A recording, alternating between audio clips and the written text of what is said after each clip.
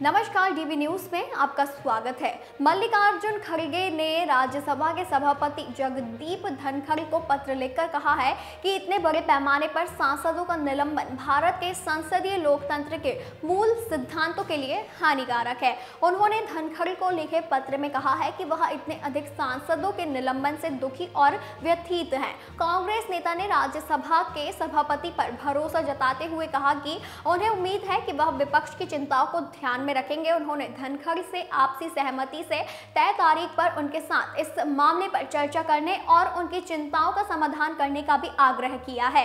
कांग्रेस अध्यक्ष ने कहा कि इतने बड़े पैमाने पर सदस्यों का निलंबन हमारे संसदीय लोकतंत्र के मूल सिद्धांतों के लिए हानिकारक है। सदस्यों का निलंबन देखना दर्दनाक है, पीड़ादायक, निराशाजनक और हताश करने वाला था। वहीं उन्होंने कहा है कि वह एक जिम्मेदार विपक्षी नेता के रूप में संवाद और चर्चा को बढ़ावा देने में दृढ़ता से विश्वास रखते हैं, जो संसदीय लोकतंत्र का मूलभूत स्तंभ है। वहीं उन्होंने कहा कि मैं आपके ध्यान में लाना चाहूंगा कि संसद की सुरक्षा में सेंध के गंभीर मुद्दे पर बात करने के लिए राज्यसभा के नियमों और प्रक्रिया के तहत कई नोटिस पेश किए गए थे। उन्होंने आरोप लगाते हुए कहा कि विपक्षी दल इस मामले पर सार्थक चर्चा करने के लिए तैयार थे। अफसोस की बात है कि ना तो इस नोटिस को स्वीकार किया गया और ना ही विपक्ष के नेता के रूप में मुझे या विपक्षी दलों ने के किसी भी अन्य सदस्य को सदन में 1 या 2 मिनट के लिए भी बोलने की अनुमति दी गई हो। उन्होंने कहा कि सरकार का अपना तरीका होगा, लेकिन आप भी इस पर आसानी से सहमत होंगे कि विपक्ष को अपनी बात रखनी चाहिए। मुझे इसमें कोई संदेह नहीं है कि आप संसदीय लोकतंत्र के इस बुनियादी सिद्धांत का पालन करेंगे।